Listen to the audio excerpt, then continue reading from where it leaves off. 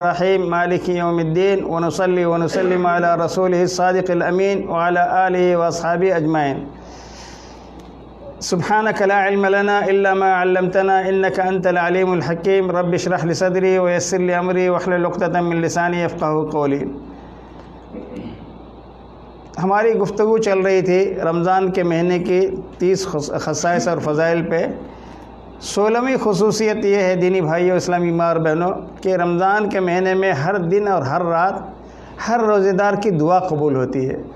ہر روزے دار کی دعا قبول ہوتی ہے، خاص طور سے افطاری کے وقت. ایک حدیث میں صحیح ترغیب اور صحیح الجامع کی روایت ہے، حضرت ابو سعید خدری اس کے راوی ہیں: ان للہ عتقاء من النار فی کل یوم ولیلہ وَإِنَّ لِكُلِّ مُسْلِمٍ فِي كُلِّ يَوْمٍ وَلَيْلَةٍ دَعْوَةً مُسْتَجَابَةً. بے شک اللہ تعالیٰ رمضان کے ہر دن اور رات میں لوگوں کو جہنم سے آزاد فرماتے ہیں. اللہ ہم سب کو بھی جہنم سے آزاد فرمائے. اور ماہ رمضان کے ہر دن اور رات میں ہر مسلمان کے لیے ایک ایسی دعا کا وقت ہے جسے قبولیت سے نوازا جاتا ہے. تو آپ یہ مہینہ جو ہے نا دعاؤں کی قبولیت کا ہے، خاص طور سے افطاری سے پہلے اور اذان اور اقامت کے درمیان، فرض نمازوں کے بعد، اگر کبھی بارش ہو جائے تو بارش کے نزول کے وقت. یہ 37 احوال ہم نے ایک درس میں دعا کی قبولیت کے اوقات اور احوال بتائے تھے، تو وقت کی تنگ دامنی کی وجہ سے پھر کبھی اس کو ذکر کریں گے، اب نہیں. رمضان کے مہینے میں اس کی 17ویں خصوصیت یہ ہے کہ رمضان کے مہینے میں جو عمرہ کرتے ہیں ان کو پیارے نبی صلی اللہ علیہ وسلم کے ساتھ حج کرنے کا ثواب ملتا ہے. کتنی بڑی سعادت! یہ کسی اور مہینے کو یہ سعادت نصیب نہیں ہوئی. یہ سعادت کسی اور مہینے کو نصیب نہیں ہوئی. نبی اکرم صلی اللہ علیہ وسلم کی حدیث ہے: فَإِنَّ عُمْرَةً فِي رَمَضَانَ تَقْضِي حَجَّةً أَوْ حَجَّةً مَعِيَّ. رمضان کے مہینے میں عمرہ کرنا ایک حج کے برابر یا میرے ساتھ حج کرنے کے برابر. ایک خاتون تھیں سنان ان کا نام تھا. ان کے شوہر پیارے نبی صلی اللہ علیہ وسلم کے ساتھ حج کو گئے تھے، وہ نہیں جا سکی تھی. تو حج کے بعد واپسی پہ پیارے نبی صلی اللہ علیہ وسلم سے ان کا سامنا ہوا تو پوچھا: سنان تم نے حج کیوں نہیں کیا؟ بولے ہمارے پاس 2 ہی سواریاں تھیں، ایک زمین کے لیے ہم استعمال کرتے تھے، ایک میرے شوہر لے کے گئے تھے. تو کہا کہ رمضان کا مہینہ آ جائے تو تم عمرہ کر لینا، میرے ساتھ حج کرنے کا اجر مل جائے گا تم کو. تو میرے بھائی بہت عظیم مہینہ ہے یہ.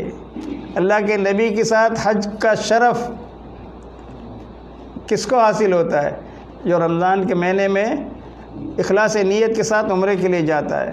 رمضان کے مہینے میں بہت ساری روایتوں میں آتا ہے. ایک 19ویں خصوصیت یہ ہے کہ اللہ کے رحمتوں کے دروازے کھول دیے جاتے ہیں. رمضان کے مہینہ جب آتا ہے تو آسمانوں میں بھی تبدیلیاں آتی ہیں. سال بھر آسمانوں کے دروازے بند رہتے ہیں. رمضان کا مہینہ آیا تو سارے آسمان کے دروازے کھول دیے جاتے ہیں، سارے گیٹ. سبحان اللہ. جنت کے دروازے بھی رمضان کے مہینے میں کھول دیے جاتے ہیں. جہنم کے دروازے رمضان کے مہینے میں بند کر دیے جاتے ہیں. سرکش شیطانوں کو جکڑ دیا جاتا ہے. یہ 23 خصوصیت ایک ہی طرح کی حدیثوں میں آئی ہیں. تو ایک روایت میں اذا کان رمضان فتحت ابواب الرحمہ وغلقت ابواب جہنم وسلسلت الشیاطین. جب رمضان کا مہینہ آتا ہے تو رحمتوں کے دروازے کھول دیے جاتے ہیں، جہنم کے دروازے بند کر دیے جاتے ہیں، شیطانوں کو زنجیروں میں باندھ کر جکڑ دیا جاتا ہے. دوسری روایت میں اذا دخل شہر رمضان فتحت ابواب السماء. جب رمضان کا مہینہ آتا ہے تو آسمانوں کے دروازے کھول دیے جاتے ہیں. وغلقت ابواب جہنم. جہنم کے دروازے بند کر دیے جاتے ہیں. وسلسلت الشیاطین. اور بڑے بڑے سرکش شیطانوں کو جکڑ کے باندھ دیا جاتا ہے. اور رمضان کے مہینے کی 24ویں خصوصیت یہ ہے کہ اس میں یہ گناہوں کے، ہم جو روزہ رکھتے ہیں تو ہمارے گناہوں کا کفارہ بن جاتے ہیں یہ روزہ. تو اس سلسلے میں حدیث ہے: الصلوات الخمس والجمعۃ الی الجمعہ ورمضان الی رمضان مکفرات ما بینہن اذا اجتنب الکبائر. بندہ جب 5 نمازیں پوری پڑھتا ہے جمعہ سے جمعہ تک، پھر ایک جمعہ سے دوسرے جمعہ پابندی سے جاتا ہے، رمضان کے مہینے میں اس کو ملا رمضان کا مہینہ، تو ایک رمضان سے دوسرے رمضان کے درمیان جو اس کے چھوٹے موٹے گناہ ہوئے تھے اللہ تعالیٰ اس کو معاف کر دیتے ہیں. سبحان اللہ. رمضان کے مہینے کی 25ویں خصوصیت یہ ہے کہ اس کے ساتھ شوال کے جو 6 مہینے روزہ اچھے ہے تو ان کا حق واپس دینے تک یا ان کو راضی کرنے تک ہماری توبہ قبول نہیں ہوتی۔ اسی طریقے سے 27ویں خصوصیت یہ ہے کہ رمضان میں قیام کرنے سے بھی تمام صغیرہ گناہ معاف ہو جاتے ہیں۔ صحیح بخاری میں بھی روایت ہے، من قام رمضان ایمانا و احتسابا، کثرت سے نفلی روزہ رکھنے والے لوگ ہوں، اللہ تعالیٰ وہاں قیامت کے دن لوگ کہا جائے گا این الصائمون، صحیح بخاری میں روایت ہے، روزے دار کدھر ہیں؟ تو سب اٹھ کے کھڑے ہو جائیں گے، تو ان کو کہا جائے گا یہ باب الریان ہے، یہاں سے تم چلو، تمہارے علاوہ کوئی نہیں جائے گا اس میں سے۔ آخری روزے دار جب چلا جائے گا تو وہ گیٹ بند ہو جائے گا۔ رمضان کے روزے کی ایک بڑی خصوصیت، 30ویں خصوصیت اور آخری اور بڑی خصوصیت یہ ہے کہ روزے داروں کے روزے کا جو اجر ہے نا، نماز پڑھیں گے تو ایک نماز کا 10 نمازوں کے برابر اجر ملتا ہے۔ آپ 5 وقت کی پابندی سے نماز پڑھ رہے ہیں تو 50 نمازوں کا اجر آپ کو مل رہا ہے۔ کتنے نمازوں کا؟ 50 نمازوں کا اجر مل رہا ہے۔ روزے کا معاملہ ایسا نہیں ہے۔ اللہ تعالیٰ نے حدیث قدسی میں فرمایا، قال اللہ کل عمل ابن آدم لہ الا الصیام، سارے اعمال جو بھی ہم نیکی کے کرتے ہیں، نماز ہے، تلاوت قرآن ہے، صلہ رحمی ہے، والدین کے حقوق ہیں، ماں باپ کی خدمت ہے، اور رشتہ داروں کے حقوق ہیں، پڑوسیوں کے حقوق ہیں، جتنے بھی نیک کام ہم کرتے ہیں تو ان کا ایک لمیٹڈ اجر ہے اللہ کے پاس۔ لیکن روزے کا جو اجر ہے وہ کہتا ہے کہ سوائے روزے کے، روزہ بندہ میرے لیے بھوکا اور پیاسا رہتا ہے، میرے لیے اپنی شہوت کو روکے رکھتا ہے، میں اپنے شان اس کو اجر دوں گا۔ اسی لیے روزے کا اجر اور 4-5 نیکیوں کا اجر ایسا ہے، کل قیامت کے دن میزان جو نام عمل تولنے کے لیے قیامت کے دن ایک میزان قائم کریں گے اللہ تعالیٰ، اس میں یہ نیکی تولی نہیں جا سکے گی، اس میں یہ نیکی تولی نہیں جا سکے گی، کیونکہ اللہ اپنے شان جب دیں گے تو ان لمٹ ہوگا۔ تو اتنی بڑی نیکی ہے روزہ رکھنا میرے بھائیوں، بہت بڑی نیکی ہے۔ اور روزے کے روزہ رکھ کر ہم وہ سارے گناہ ہم کو چھوڑنے پڑیں گے جو روزے سے پہلے بھی ہم پر حرام تھے۔ جھوٹ نہیں بولنا چاہیے، چغلی نہیں کرنا چاہیے، غیبت نہیں کرنا چاہیے، اور کسی بھی طرح سے کسی بھی مسلمان کو اپنے ہاتھ سے، اپنی زبان سے، اپنے قلم سے، اپنی کسی بھی عضو سے اذیت نہیں پہنچانی چاہیے، اور جتنا ہو سکے اللہ سے قریب ہونے کے لیے اللہ کے اور بندوں کے حقوق ادا کرتے رہنا چاہیے۔ جب روزے کی حالت میں تو جنسی گفتگو نہیں کرنی چاہیے، اور بد کلامی نہیں کرنی چاہیے، گالی گلوچ نہیں کرنا چاہیے۔ اگر کوئی تمہارے ساتھ جھگڑا بھی کرے، گالی گلوچ بھی پہ اتر آئے، تو اس سے کہیں کہ میں روزے سے ہوں، میں تمہارے ساتھ تمہارے لیول پہ میں اترنا نہیں چاہتا، تم گالی دے رہے ہو ٹھیک ہے دے دو، کوئی مسئلہ نہیں، لیکن میں روزے سے ہوں، کچھ نہیں بولوں گا۔ اور روزے کی حالت میں معدہ خالی رہتا ہے تو کچھ بدبو منہ سے نکلتی ہے، لیکن اللہ کو یہ مشک و عنبر سے زیادہ پیاری ہے۔ سبحان اللہ۔ ولا خلوف، اللہ کے نبی قسم کھا کے کہتے ہیں، والذی نفس محمد بیدہ، محمد کی جان صلی اللہ علیہ وسلم جس کے ہاتھ میں، کس کے ہاتھ میں؟ اللہ کے ہاتھ میں۔ تو اس ذات کی قسم جس کے ہاتھ میں محمد کی جان ہے، روزے دار کی منہ کی بو مہک اطیب عند اللہ من ریح المسک، مشک و عنبر سے بھی زیادہ پیاری اور پسندیدہ ہے اللہ کے پاس۔ اور حدیث میں یہ بھی فرماتے ہیں کہ روزے دار کے لیے 2 خوشی کے موقع ہیں، للصائم فرحتان، روزے دار کے لیے 2 خوشی کے موقع ہیں، اور اس وقت وہ خوش ہوتا ہے جب وہ افطاری کرتا ہے تو اس کو خوشی ہوتی ہے، کیونکہ بھوک کے بعد، پیاس کے بعد آدمی کو کھانے کے لیے اللہ کی نعمتیں ملتی ہیں تو خوشی خوشی اللہ کا نام لے کر افطاری کرتا ہے تو خوش ہوتا ہے۔ لیکن اس سے بڑی خوشی اسے اس وقت ہوگی جب وہ کہاں پہنچے گا؟ اللہ کے پاس پہنچے گا، تو روزے دار کے لیے بڑی بڑی نعمتیں اللہ تیار کر رکھے ہوں گے۔ تو میرے بھائی، یہ کچھ خصوصیات تھیں رمضان کے مہینے کی۔ ایک اور حدیث میں ہے کہ حضرت ابو ہریرہ اس کے راوی ہیں، صحیح مسلم کی روایت ہے، پیارے نبی صلی اللہ علیہ وسلم نے فرمایا، ہر نیکی کا بدلہ 10 گناہ سے لے کر 700 گناہ تک اللہ تعالیٰ دیتے ہیں۔ لیکن جس کا اخلاص اس سے بھی زیادہ ہے تو اس سے بھی زیادہ ملتا ہے اجر۔ تو اللہ تعالیٰ کا فرمان ہے کہ سوائے روزے کے روزہ صرف میرے لیے رکھا جاتا ہے، میں ہی اس کی جزا اور صلہ دوں گا، کیونکہ بندہ میرے لیے اپنی نفسانی خواہشات سے رکا رہتا ہے، میرے لیے کھانا اور پینا چھوڑ دیتا ہے، بھوکا اور پیسہ رہتا ہے۔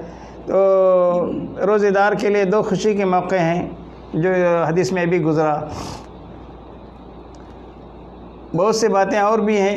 روزہ ایک ڈھال ہے، اور اس ڈھال میں میرے بھائیوں سوراخ مت کرو۔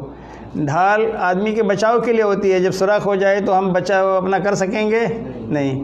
تو شیطان کے جتنے کام ہیں وسوسے ہیں سب چھوڑے رمضان کے مہینے میں، اور فرشتے آپ کے لیے دعائیں کرتے رہتے ہیں۔ کثرت سے آپ ذکر و فکر میں اپنا وقت گزاریں، تسبیح اور تحلیل میں وقت گزاریں، اپنے تلاوت قرآن میں وقت گزاریں، سنن اور نوافل میں وقت گزاریں۔ اس مہینے میں صدقہ اور خیرات کرنے کا اجر بہت زیادہ ہے۔ صدقہ اور خیرات کرنے کا پیارے نبی صلی اللہ علیہ وسلم سے پوچھا گیا کون سا صدقہ سب سے افضل ہے؟ آپ نے فرمایا صدقۃ فی رمضان، رمضان کے مہینے کا صدقہ۔ اچھا، آپ لوگ یقیناً رمضان کے مہینے میں عمرے کی سعادت سے بہرور ہوتے ہوں گے۔ جب وہاں حرم میں جائیں تو 1 ریال اگر آپ وہاں دیں گے نا، 1 لاکھ ریال دینے کے برابر اجر ملے گا۔ نفلی عبادتوں کا بھی وہی اجر ہے جو فرض عبادتوں کا ہے وہاں پر۔ اور صرف کعبے کے اطراف میں جو مسجد حرام ہے وہی نہیں، حدود حرم میں جب شمیسے کے بعد حدود حرم کے آپ دیکھیں نا، وہ باؤنڈری بنی ہوئی ہے، تو اس کے اندر داخل ہونے کے بعد جو بھی آپ نماز پڑھیں گے، عبادت کریں گے، وہ آپ کا اجر شروع ہو جائے گا۔ فرض نماز کے وقت ہو گیا، آپ نے کہا کہ پہلے وقت میں نماز پڑھ لوں، آپ کو وہی اجر ملے گا جو مسجد حرام میں پڑھنے کا اجر ہے۔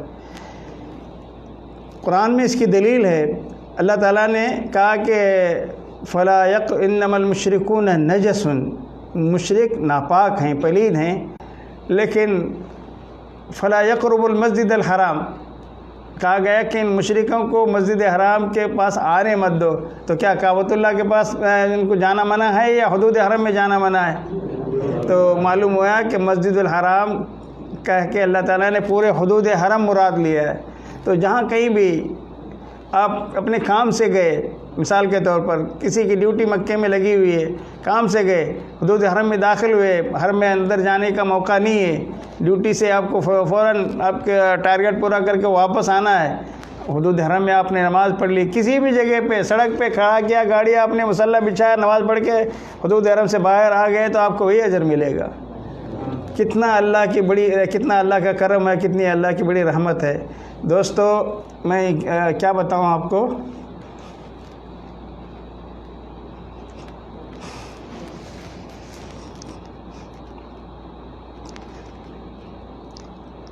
آپ بڑے خوش نصیب ہیں کہ اللہ نے آپ کو اپنے گھر کے بغل میں رکھا۔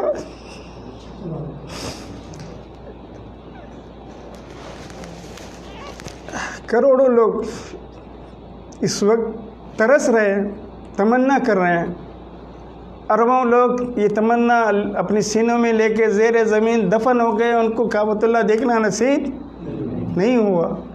آپ بڑے خوش نصیب ہیں، واقعی میں بڑے خوش نصیب ہیں۔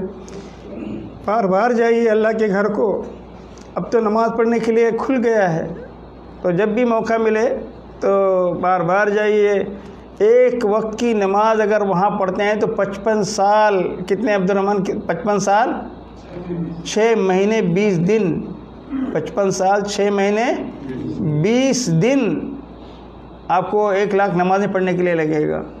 اگر آپ کو 5 وقت کی نماز مل گئی حرم میں تو آپ حساب کریں، ان لمٹ اجر اللہ تعالیٰ دیتے ہیں وہاں پر، وہاں ہر چیز کو امن ہے۔ آپ لوگ بڑے خوش نصیب ہیں۔ جب میں یہاں سے جا رہا تھا ایئرپورٹ پہ،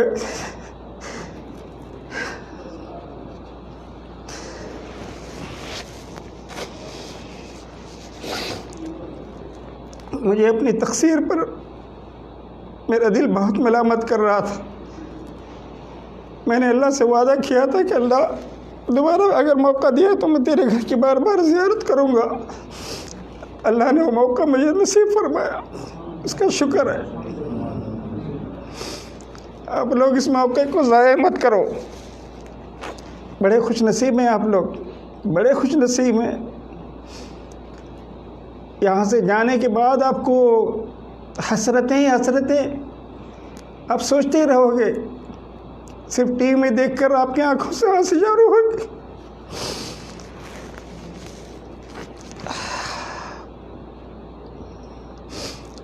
اجر کماؤ. یہ زندگی دوبارہ، یہ مہینہ دوبارہ ملے گا نہیں ملے گا کسی کو پتہ ہے؟ کتنے ہمارے رشتہ دار، دوست، احباب، جن کو ہم جانتے ہیں، جن کو ہم نہیں جانتے، بڑے بڑے چوٹی کے علماء، مفتیان ملت دیکھتے ہی دیکھتے اس دنیا سے رخصت ہو گئے. زمین کھا گئی، آسماں کیسے کیسے. تو آج وہ ہمارے درمیان نہیں. قیامت کی ایک بڑی نشانی ظاہر ہو گئی کہ قیامت کے قریب علماء جلدی جلدی اٹھا لیے جائیں گے. تو ان کے ذریعے سے علم اٹھا لیا جائے گا. جب علم اٹھا لیا جائے گا تو جاہل لوگ باقی رہیں گے، وہی لوگ فتویٰ دیں گے. کتنے لوگوں کو آپ نے دیکھا نہیں، موبائل پہ ایک دوسرے دوست سے پوچھتا ہے میں مکہ جا رہا ہوں، کیسا عمرہ کروں. جیسا دوسرے کرتے ہیں ویسا کر لے. فتویٰ فوراً لوگ دے دیتے ہیں. یہ نہیں کہتے کہ فلاں کا میرے پاس نمبر ہے، اس سے پوچھ لو، پتہ معلومات کر لو. تو میرے بھائیوں، جاہل لوگ فتویٰ دینے لگیں گے تو پھر کیا باقی رہے گا؟ اللہ تعالیٰ مجھے اور آپ کو دین کا صحیح علم عطا فرمائے، اس علم کی صحیح سمجھ عطا فرمائے، اور اس علم کے مطابق ہم سب کو اللہ تعالیٰ عمل کرنے کی توفیق عطا فرمائے.